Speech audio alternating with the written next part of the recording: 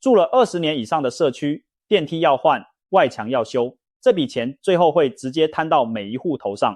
這支影片講的就是這筆錢它是怎麼算出來的，為什麼社區存了20年的錢還是不夠，還有1樓住戶到底能不能拒繳電梯的錢。先把最有分量的數字放在前面。以業者報價和媒體整理的案例來看，單部電梯汰換的常見行情區間大約落在100萬元到300萬元，也有報道提到單部來到350萬元的例子。好幾棟加起來10幾部電梯的大社區，整體報價上看1000萬元的實力，也有外牆整修。以媒體整理過的案例級距來看，動輒就是2000萬元到3000萬元這個量級。這些總數換算下來，每戶可能就是10萬到20萬。這種公告一貼出來，社區群組當天晚上就會炸開，區權會一定吵成一團。接下來我會一項一項拆給你聽。建商當初依法提撥的公共基金為什麼只有幾百萬？管理費跟修繕基金差在哪裡？電梯的報價單是由哪幾樣東西組成的？1樓拒繳在法律上站不站得住腳？還有不繳會怎樣？先講第一段，那個每戶10萬到20萬的數字到底是怎麼跑出來的？社區的公告通常寫得很簡單，總工程費用多少除以總戶數等於每戶多少，看起來很公平，但那個總數才是關鍵。我們把一個常見的老社區攤開來看，假設這是一棟20幾年的中型社區，2棟樓，每棟2部電梯，總共4部，地上10幾層，外牆貼的是那個年代最流行的2丁掛瓷磚，屋頂做的是傳統的防水層，4部電梯全部要換，外牆要全面檢修，掉的瓷磚要打掉重貼，沒掉但已經空鼓的也要處理，屋頂防水要重做。這3件事一起做，因為鷹架搭一次很貴，拆了再搭等於錢丟2次，這樣加起來總數就上去了。如果社區有100多戶，把整體支出換算下來，每戶可能就是10萬到20萬這個量級。我要特別說清楚，這是換算出來的估算，不是誰去查到的統一價。你們社區的數字要看你們的樓有幾部電梯，外牆有幾面，鷹架要搭多高，施工期間要不要停1部電梯輪流做。但我想讓你先感覺一下這個錢有多重。如果你1個月領2萬元的退休金，10萬元就是5個月，20萬元就是10個月，整整10個月的退休金一次繳出去。如果你每次上市場買菜花500元，20萬元就是400趟菜。如果你已經退休沒有薪水了，這筆錢就是從定存裡面挖，或是從你原本要留給孫子的那筆錢裡面挖。所以那天晚上群組會炸開，一點都不奇怪。那接下來的問題就是，我們每個月不是都有繳管理費嗎？錢呢？這就是第2段，我覺得最多人搞混的一段。管理費不等於修繕基金，這2筆錢在很多社區是分開2個賬戶的，名字不一樣，用途也不一樣。管理費是什麼？管理費是這棟樓每天呼吸要花的錢，保全的薪水，清潔阿姨的薪水，公共區域的電費，電梯每個月的保養費，水塔清洗，消防設備定期檢修，垃圾清運，機電維護，還有管委會的日常雜支。你注意聽，這些全部都是花掉就沒有了的錢。保全這個月上班，這個月就要領錢，電梯這個月保養，這個月就要付保養費，中庭的燈這個月亮了30天，電費單就會來。管理費是拿來養這棟樓活着的，不是拿來存的。那修繕基金呢？修繕基金有的社區叫公共基金，有的叫公基金，講的是同一件事。這是社區存起來準備給未來的大工程用的錢。大工程指的是什麼？就是電梯汰換、外牆整修、屋頂防水重做、地下室機電更新、污水設備翻修，這種10年20年才會遇到一次，一遇到就是一大筆的事。問題來了，很多社區的管理費是20年前定的。我講一個你一定聽過的畫面，區權會上有住戶提案要調高管理費，說我們基金太少了。話一講完，馬上有人反對，說物價漲成這樣，你還要加我的管理費，表決沒過。第2年再提，還是沒過。第3年提案的人自己也累了，不提了。於是這個社區的管理費20年沒動過，20年前的薪資水準，20年前的電費，20年前的物價，定出來的那個數字撐到今天。而這20年裡面，保全的基本工資漲了，清潔的薪水漲了，電費漲了，保養的工資也漲了，管理費沒漲，支出一直漲，那中間的差額從哪裡來？從修繕基金來。這就是很多社區的真相。修繕基金這個賬戶本來是要存30年的老本，結果變成日常開銷不夠時的救火隊。今年電梯壞了一次，動用一筆，明年地下室抽水馬達燒掉，再動用一筆，後年管理費收不足，先挪一筆，10年下來，那個賬戶裡面的數字就在原地打轉。所以當電梯汰換的賬單真的來的時候，你會發現一件很殘忍的事，你們社區繳了20年的錢，賬上的餘額可能連換一部電梯都不太夠。錢不是被誰吃掉了，錢是被時間一點一點磨掉的。講到這裡，一定有人會說，那當初建商蓋房子的時候，不是有留一筆公共基金給我們嗎？那筆錢呢？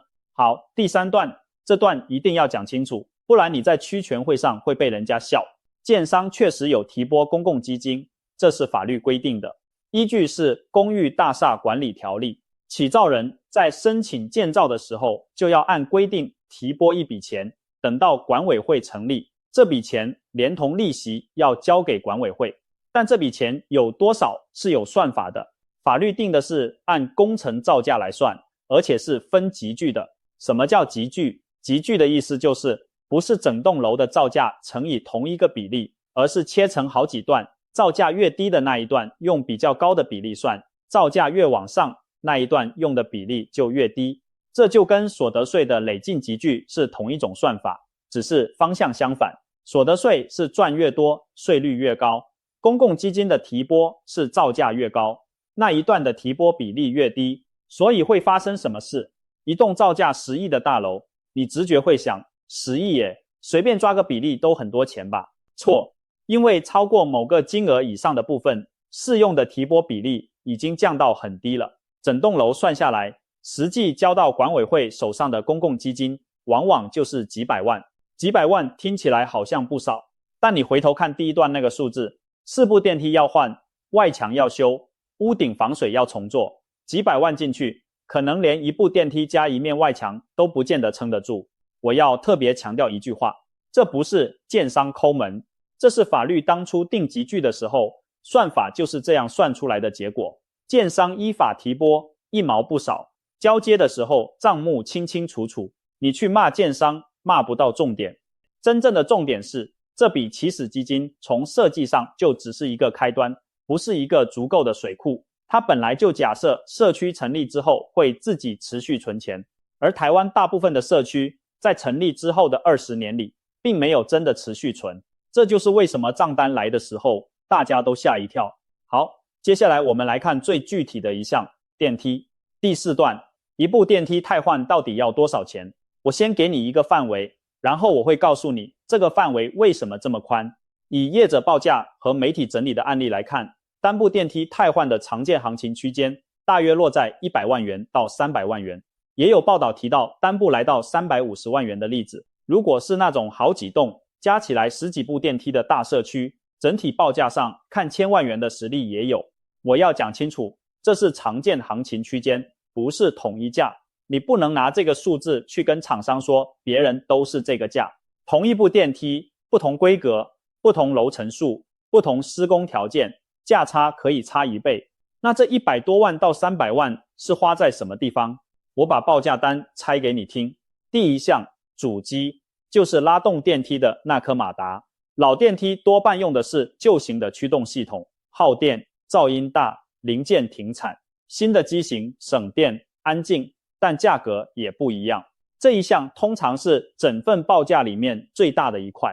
第2項，鋼索，就是吊着轎箱的那幾條纜繩。鋼索是消耗品，會疲勞，會斷絲，這一項本來就該定期換，很多社區是拖到整台一起換才處理。第3項，控制盤，這是電梯的大腦。20幾年前的控制系統，很多零件早就停產了，壞一顆要去找庫存品，找不到就只能整組換。你們社區如果曾經發生電梯壞掉，修了2-3個星期才好，8成就是卡在這裡。第4項，警道相關。井道就是電梯上上下下的那個垂直空間，導軌要不要換，緩衝器要不要換，井道裡的配線要不要重拉，坑底要不要重新做防水，這些都是錢。然後是那些加價項目，你以為換一台電梯就是把舊的拆掉裝新的，其實不是。轎廂裡面要不要重新裝修，地板、扶手、鏡面、照明，這些要不要一起做，要不要加裝停電自動平層裝置，就是停電的時候電梯不會卡在2層樓中間，會自動滑到最近的樓層開門放人出來。對一個住了很多長輩的社區來說，這一項不是奢侈品。要不要做無障礙的規格，按鈕高度、語音報程，開門時間可以調長一點，讓拿助行器的人來得及進去。要不要換成刷卡管制？還有一項最容易被忽略的，施工期間怎麼辦？如果社區一棟只有一部電梯，那換的時候整棟樓就是沒有電梯。一部電梯換下來，工期短則幾週，長的話1-2個月。這段時間住在10樓的老人家要怎麼上下樓？有的社區會加錢要求廠商縮短工期，有的會加錢租臨時設備，這些也都算在總價裡面。所以你現在懂了吧？為什麼一部電梯的報價可以從100多萬跳到300多萬？差別不在馬達，差別在你們社區決定要做到什麼程度，而這個決定是在區權會上用舉手表決的。現在我們把頭抬起來看外牆第5段，外牆瓷磚跟屋頂防水。這2件事一開工就是7位數。先講一件事，外牆整修最貴的往往不是瓷磚本身，是鷹架。一棟10幾層樓的大樓要修外牆，就要從地面搭鷹架搭到頂，4個立面都要搭，搭完還要掛防護網，做完還要拆，這一搭一拆就是很大一筆。而且鷹架是按時間算的，工期拖越久，錢越多。所以有經驗的管委會會怎麼做？既然鷹架都搭了，順便把該做的一次做完，外牆瓷磚、外牆防水、女兒牆、屋頂防水、外露管線，還有那些常年漏水的窗框周邊，一次處理。不是他們愛花錢，是分2次做，鷹架的錢要付2次。那總數會到多少？以媒體整理過的案例集聚來看，中大型社區的外牆整修，動輒就是2000萬元到3000萬元這個量級。我知道你聽到這個數字會愣一下，2000萬元，一個100多戶的社區攤下來，每戶就是10幾萬，這還只是外牆這一項，還沒算電梯。那為什麼一定要修？不修會怎樣？這就是外牆最麻煩的地方。電梯壞了，你會知道，因為它不會動；外牆壞了，你不會知道，因為它是從裡面壞的。台灣的老大樓很多是貼2釘掛瓷磚，瓷磚跟結構體之間靠粘着層，經過230年的日曬、雨淋、熱脹冷縮，加上台灣的地震，粘着層會逐漸失去抓力。這時候瓷磚還在牆上，看起來好好的，但它跟牆之間已經有空隙了。這個狀況叫做空鼓。要怎麼知道有沒有空鼓？專業的做法是用小錘子一格一格敲，聽聲音，實心的聲音跟空心的聲音不一樣，沒人敲就沒人知道。直到有一天，一陣強風或是一場大雨過後，一塊瓷磚從10樓掉下來。這幾年，台灣不止一個縣市發生過大樓外牆瓷磚剝落砸到人或砸到車的事，有的砸中停在路邊的車，有的更嚴重。這種新聞每隔一段時間就會出現一次。那責任落在誰身上？外牆是共用部分，共用部分的維護管理責任，原則上就是全體區分所有權人的責任，實務上由管委會執行。換句話說，瓷磚掉下來砸到人，被求償的不是某一戶，是整個社區。而且這裡有一個很多人不知道的重點，如果之前已經有人反映過外牆有問題，或是已經做過檢查發現有空鼓，管委會卻沒有處理，那個責任會更重，因為你知道有風險，你沒有作為。所以外牆這筆錢，它的性質跟電梯不太一樣。電梯不換，大家不方便；外牆不修，是有人可能會受傷，而且賬算到全社區頭上。這就是為什麼很多管委會明知道會被罵，還是要硬着頭皮把這個案子推上區權會。好，現在講到全片最會吵架的那一段，第6段，1樓住戶到底能不能拒繳電梯的錢？先講那個畫面，區權會開到一半，1樓的住戶站起來，他說：我在這裡住了20年，我一次電梯都沒搭過，我家門口出去就是大馬路，你們10樓的人天天搭，現在要換電梯，叫我出10萬，這公平嗎？現場一半的人點頭，另外一半的人臉色很難看。這個問題法律上的原則是什麼？電梯屬於共用部分，所謂共用部分就是不屬於任何一戶專有供全體或部分住戶共同使用的那些地方。樓梯間、電梯、屋頂、外牆、地下室的機房都是共用部分的修繕、管理、維護費用，原則上是由全體區分所有權人按各自的持分比例來分擔。注意，這個原則裡面沒有寫按使用次數分擔，法律採的是持分比例，不是使用頻率。為什麼要這樣定？因為如果改成按使用次數算，那整棟樓會亂掉。住頂樓的人出國3個月，那3個月要不要退錢？有人一天搭10次，有人一天搭1次，要不要裝計次器？屋頂防水誰用得多？外牆誰用得多？全部算不清楚。所以法律用的是一個比較粗但可以執行的標準，持分。那是不是1樓就一定沒得談？也不是，法律留了一個口子，共用部分的費用分擔。如果規約另有約定，可以依照規約。規約是什麼？規約就是這個社區自己定的內部規則，經過區權會通過對全體住戶都有拘束力。你可以把它想成社區的憲法。所以實務上，很多社區的規約裡面早就寫好了電梯費用，1樓怎麼算。有的社區規約寫1樓不分擔電梯費，有的寫1樓按半數分擔，有的寫1樓分擔比例降低，但仍需負擔一部分。因為1樓住戶還是會用到樓梯間、外牆、屋頂、化糞池這些共用設施，這裡就出現關鍵的分水嶺了。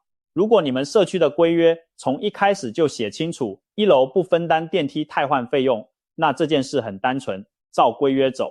如果你們社區的規約沒有寫，那原則就回到按持分分擔，1樓要繳。那可不可以現在才改？可以，但要走程序，要提案，要開區權會，要達到規約變更所需要的出席跟同意的門檻。這個門檻通常比一般決議高，因為改的是社區的憲法，而這裡就是實務上真正的戰場。你想想看，一個100戶的社區，1樓可能只有幾戶，要通過對1樓有利的規約變更，需要樓上的多數人點頭。樓上的人為什麼要點頭？反過來，如果多數決議是通過一個對1樓明顯不合理的分擔方式，1樓的住戶也可以主張這個決議的內容有問題，循法律途徑處理。實務上，法院對於這類爭議的看法並不完全一致，要看個案的規約怎麼寫，當初買賣的時候有沒有特別約定，1樓的使用形態是什麼。我講一句公道話，1樓確實不太搭電梯，這是事實，但1樓也不是完全不用共用設施。屋頂漏水會不會影響到整棟樓的結構？外牆瓷磚掉下來，砸到的往往就是1樓門口的騎樓和停在旁邊的車。地下室的抽水機壞了，淹的是誰？所以比較務實的做法不是零和的要不要繳，而是分項處理。電梯這一項可以討論1樓的分擔比例要不要調降，外牆、屋頂、地下室、機電這幾項，1樓沒有理由不分擔。我看過處理的比較漂亮的社區就是這樣做的，他們沒有吵誰有沒有搭電梯，他們把整包工程拆成幾項，一項一項定分擔方式，寫進規約，然後全體表決。吵一次，吵完就有規矩了，以後每隔10年再修一次，不用重新吵。真正麻煩的是那種一直不處理的社區，每次遇到就吵一次，吵完不做決議，下次再吵一次，20年吵了5次，什麼都沒定下來，工程也一直沒做好。那如果吵完了，決議也通過了，還是有人就是不繳，會怎樣？第7段，管委會不是沒有辦法的。第一步一定是催繳，書面通知，限期繳納。這一步很多社區會做得很客氣，因為都是鄰居。第二步，如果限期還是不繳，管委會可以依法訴請法院命他給付，這是有法律依據的，不是管委會自己想出來的招數。有的社區還會在規約裡面定遲延利息或是違約金，這些如果是規約明定的，一樣有拘束力。那有沒有人問過，可不可以斷他家的水電，或是不讓他刷卡進大門？我很明確跟你講，這種做法風險非常高，管委會沒有權利用斷水斷電這種方式逼人繳錢，這樣做，管委會自己可能反過來變成被告。正確的路只有一條，就是循法律途徑。那如果他就是拖着不繳，也不怕被告，會怎樣？會怎樣？會在賣房子的時候怎樣？這一點才是真正的殺傷力。台灣的實務上，房子要過戶，買方跟代書幾乎都會要求賣方提出社區的欠繳證明或是完納證明，就是管委會開一張紙，說明這一戶到某月某日為止，管理費和公共基金有沒有欠繳。如果你欠了10幾萬的修繕分攤款，這張紙一開出來，買方馬上就知道了。接下來會發生2件事。第一，買方會要求從房價裡面直接扣掉，並且要求結清之後才願意過戶。第二，也是更麻煩的，買方會開始懷疑這個社區是不是有什麼大問題，他會去打聽，然後他就會知道你們社區正在收一筆很大的工程費用。我要提醒一句，這種未來要繳的大額分攤款，在交易上通常是要揭露的。有些社區已經決議，還沒收完的工程款，賣方是需要跟買方講清楚由誰負擔的。所以拖着不繳，最後常常不是省下來，而是在賣房子的那一天，連本帶利一次結清，還可能因此讓買方殺價。這筆錢他會等你。好，最後一段，我們把眼睛移開台灣，看一下日本。日本的公寓大樓年紀比台灣更老，他們比我們早幾十年遇到大樓集體變老這件事。他們的做法核心是一份東西，叫做長期修繕計劃。這是什麼？簡單講，就是一棟大樓從蓋好的那一天起，就先把未來幾十年要做的大工程排出時間表，哪一年要重做外牆塗裝，哪一年要換給水管，哪一年要做屋頂防水，哪一年要汰換電梯，每一項預估要花多少錢，全部列在一張表上，然後倒推回來算。為了在那一年拿得出那筆錢，社區從現在起每個月每一戶要存多少？這筆每個月存的錢，日本叫修繕激勵金，你可以理解成專門存工程用的那個賬戶。日本的做法裡面有2點跟台灣最不一樣。第一點，這筆錢是逐年調升的，他們一開始就設定好，隨着建築物年紀增加，每戶每個月要存的金額會分階段往上調，不是等到不夠了才吵着要加，而是一開始就寫好什麼時候加，加多少。第二點，這份計劃是會定期回頭檢討修正的。物價變了，工法變了，實際的劣化狀況跟當初預估的不一樣，就把計劃拿出來重算。日本的主管機關有定出長期修繕計劃的指引，讓社區有一個可以照着做的範本。我要老實說，這份指引有它的版本跟修訂年份，實際內容會隨政策調整。我這裡講的是它的運作原則，不是它的條文細節。那台灣的社區現在可以做什麼？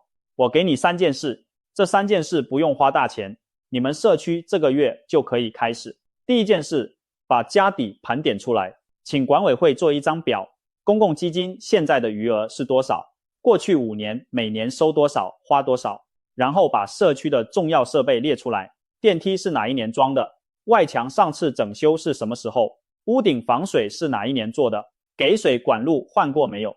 光是把這張表做出來貼在布告欄，很多社區的氣氛就會變，因為住戶第一次看見，原來我們的電梯已經22年了。第二件事，做一次外牆的健檢，並且留下記錄，不用一次全樓做，可以先從風雨面，從騎樓正上方，從人員進出頻繁的那幾面開始，找有能力的專業單位來看，做成報告存檔。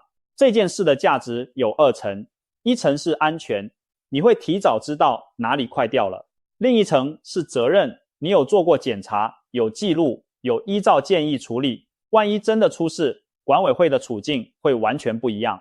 第3件事，把費用分擔的規則，趁還沒吵起來的時候，先寫進規約。我強調，趁還沒吵起來這幾個字，等到工程款的數字已經貼在布告欄了，那時候每個人心裡都有一把算盤，誰都不肯讓。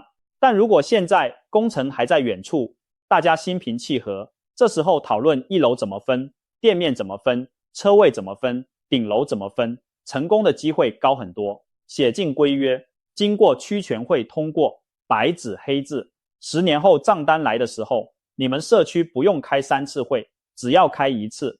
另外還有一件事我要提一下，有些縣市對於老舊社區的共用部分修繕是有補助的。以台北市來說，市府另有相關補助，但金額、資格跟每年度的預算都會調整，我不能給你一個固定的數字。你要看的是市府當年度的公告，以那個公告為準。這種補助通常有申請期限，有件數上限，早知道的社區才申請得到。好，我們把今天講的收一收。那張貼在布告欄上的公告看起來像是一張突然出現的賬單，它不是突然出現的，它從你搬進來的那一年就開始寫了。電梯每運轉1趟，外牆每曬1天太陽，防水層每被雨淋1次，這張賬單就多了一點，只是它一直沒有寄出來，直到現在。你們社區這20年繳的管理費養活了保全和清潔，付了電費和保養費，讓這棟樓每一天都正常運轉，這些錢沒有白花。但養活跟養老是2件事，一棟樓活着要錢，一棟樓變老要的是另一筆錢，而那筆錢台灣大部分的社區都沒有真的存夠。所以現在的重點不是找誰算賬，不是罵建商當初留太少，不是罵前幾屆管委會沒有調管理費，也不是罵1樓的鄰居不肯出錢，重點是從今天起，你們社區要不要開始像一個知道自己會變老的社區那樣過日子？有一張表，知道什麼時候要花什麼錢；有一個賬戶，錢會慢慢長大，不會被日常挪走；有一份規約，寫清楚每一種戶型怎麼分擔，讓10年後的爭吵提早在今天結束。房子會老，人也會老。30年前你買的是一個新家，30年後你住的是一棟需要人照顧的建築。而這棟樓能不能好好陪你走完後面那段路，不是看它當年蓋得多漂亮，是看住在裡面的這群人有沒有在賬單來之前就先坐下來把話講開。下次你經過布告欄，記得停下來看一眼，那面板子上貼的從來都不只是通知，那是你這棟樓的體檢報告。